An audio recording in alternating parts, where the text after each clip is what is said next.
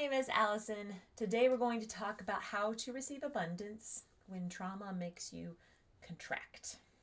If you've ever felt like, um, I want to receive, I hear about receiving, I hear about abundance, I hear about abundance mindset, versus scarcity mindset. I want that. I don't understand, and I feel like perhaps my trauma has created such that that doesn't get to be the life that I have. If you've ever felt like that, you're in the right place. By the end of these 15-ish minutes, you're going to know how to understand it from a broader perspective about what's happening and what you can actually do to teach yourself to receive abundance, okay? And learn how to receive abundance when trauma makes you contract. It's just a matter of understanding what's in between it. So I felt really disconnected with the concept of abundance when I first heard about it, because I had been really trained to see the world in a black and white kind of way that had everything to do with whether I was doing things right or not. So I really didn't have an understanding of how do I let myself have? How do I let myself feel ease, feel an openness to receive? How do I trust that? How do I believe that anything's even coming to me? Like, it just felt really disconnected. I didn't have I didn't have a lot of, like, it didn't make sense in my brain, and my body certainly didn't register it at all. So this is something that I have had to, and still continue to in new areas, really work with the data and work with the information.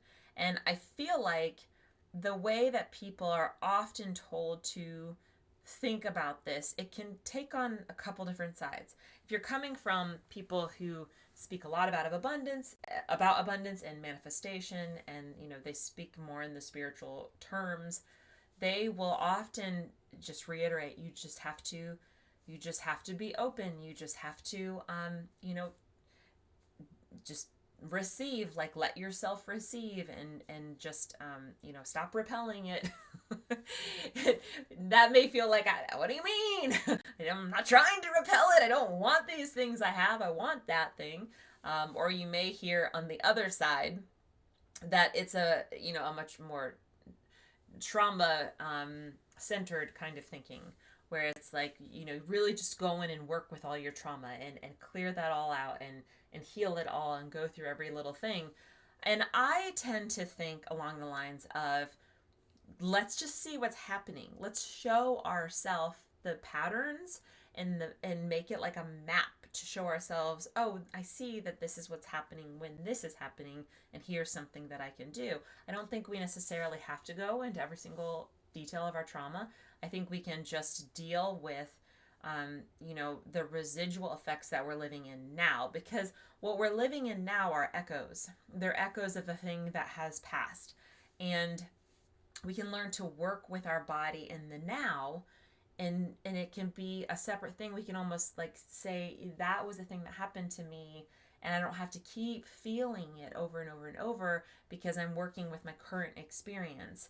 I might want to go dive into it, and I might want to say, I'm just gonna let it be a thing that existed, and I'm going to separate myself and live in my experience now and be in control of that. So let's talk about this. Okay, let's talk about what it looks like to see the data and to understand and have power over the situation and the patterns that are happening here. This is you. Aren't you beautiful? Okay, and when we talk about abundance and the contracting of our body, and our inability to be open and to receive it, this is how I like to view it. This has worked really well for me. You have a circle around you, a sphere, if you will, surrounding you, and that is your, like, aura, magnetic field. This is your energetic container. It contains you. It contains all the energy that you hold, the thoughts and all the things like that. It's all kind of living. This is your lived experience, is all the stuff in your realm of control. And all along the outside, I like to think of them as threads all around, and they're all kind of intertwining. Every single one of these is a thought. It's an idea. It's a concept, you know, that has been planted there from very early on. Like I almost think of like one little, it's like little sentences, little ideas, and they've all lodged themselves in this intertwining pattern all around your border. And the reason that they are there is to protect you. These are your belief systems. They were built early on when you were young, when you first started to have a concept of what's the world, what does the world expect with me, how do I interact with it, what do I do so I'm sure that I'll be okay, I'll be accepted, I'll belong. These belief systems have been entirely designed to keep you safe inside of here. They had a purpose. They still have a purpose. They're still keeping you safe, okay? So there's nothing wrong with them. There's nothing bad about them. They're just safety mechanisms built in from your ancient, beautiful computer brain, okay? However, these belief systems that were handed to you, that were really programmed inside of you, do not often allow you to receive. They're actually, the default system is for you to constrict, to contract, to be afraid of things out here. Whether that's receiving help from someone else, whether that's saying, you know, opening yourself to feel gratitude for the things that you're getting and just really hold that in your space. That's that concept of receiving, like allowing that in here is not happening because they won't allow it. They're like, oh no, that might not be safe. That might make us feel vulnerable, not safe. That might be a thing that that could come back to bite us. Like we can't let that in here. There's too many reasons to say no to all these things. They're all belief systems that are lining your perimeter, your border, and repelling things or letting them in. And a lot of times what they'll let in are things we don't want. Again, it's deeper, older programming built into your subconscious.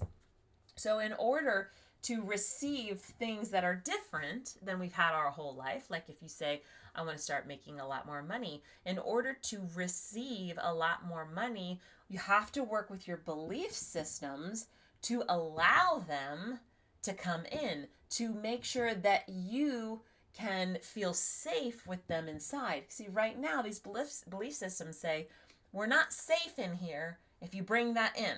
So no, we're not doing that. And you don't often know it consciously. A lot of times it is really subconscious. So the biggest thing to do is to start to pay attention to the moments when you can feel the armor.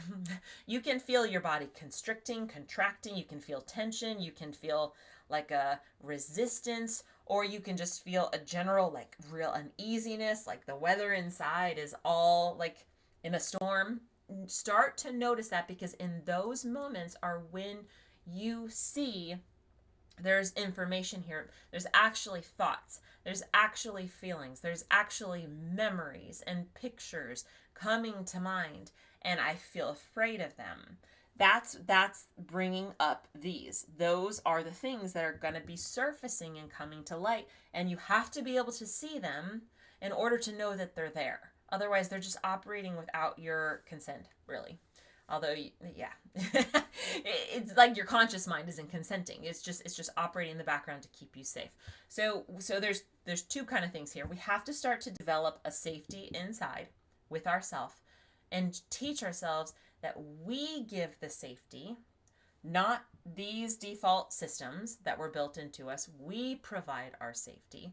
And then we have to start to work with the limiting beliefs that are preventing and repelling and keeping us feeling afraid. Like we have to stay safe. We have to teach ourselves new ways of working with information and help our nervous system adjust to it. Like our nervous system has to adjust to ideas. It has to adjust to opening itself to up to new things. And you can train it to. You literally can train it to. The first step though is to provide a safety within yourself all the time. So you can do that in a moment, in a given moment where you feel your body constricting and you can feel the tensions. Right in that moment, you say, hey, whew, I see you. We're, we're feeling something, huh? And you don't shame and you don't judge and you just acknowledge and you let it be there without forcing it to be different.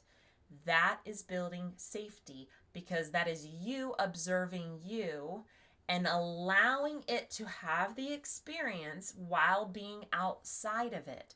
That's what starts to put you in charge. That's what starts to put you into this higher level of thinking, not just the default brain that's running on, the default programming. That's like pinging. It's pinging to all these. But we're not going to just operate from that. We are going to operate from out here with a kind, gentle kind of voice that gets to be the higher voice in charge. That is going to start to build safety with how you feel with yourself. So that's the foundations of feeling safety, where you're choosing the safety and it's not just built on limiting beliefs. And then once that starts to feel a little bit stronger, there will be more flexibility to actually go in here and bring in new higher level thinking into these spaces where you choose them and you consent to them with your consciousness. And they are open and they are more available and you adapt your nervous system to it. So it's practice. You plant them in and then you give yourself safety as you're practicing them. And it's a process of taking out the old, unthreading the old, threading in the new from a higher state of consciousness and adapting your nervous system and your body's experience to a different way of thinking. And a different way of thinking is going to start opening you up like, oh, maybe it doesn't feel so unsafe anymore to receive. How can I practice receiving? How can I play with it? Maybe here's how I would do it just a little bit more and a little bit more and a little bit more. And this is especially one of those areas where it is really useful to have a coach in your corner with you, because your brain wants to be in charge. Your fear brain that has set all these in play and in motion, your brain wants that to stay the way it is. But the problem is, if you keep doing that and you just keep subscribing by default in your unconsciousness to these thought systems, you're going to get tighter and tighter. What actually happens is you get tighter and tighter and tighter, and you feel more and more fragile and less powerful over time the more you allow that to be true. It's a really crucial thing to start to learn how to work with your limiting beliefs in conjunction with your nervous system and the safety of your body.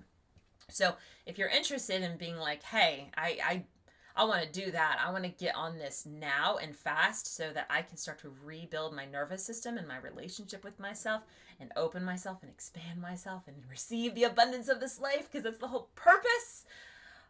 If you're ready for it, please click the link below in the description. There's a booking calendar where you can get a call with me and chat about my one-on-one mentorship program, and I would love to see you in there. It's totally free.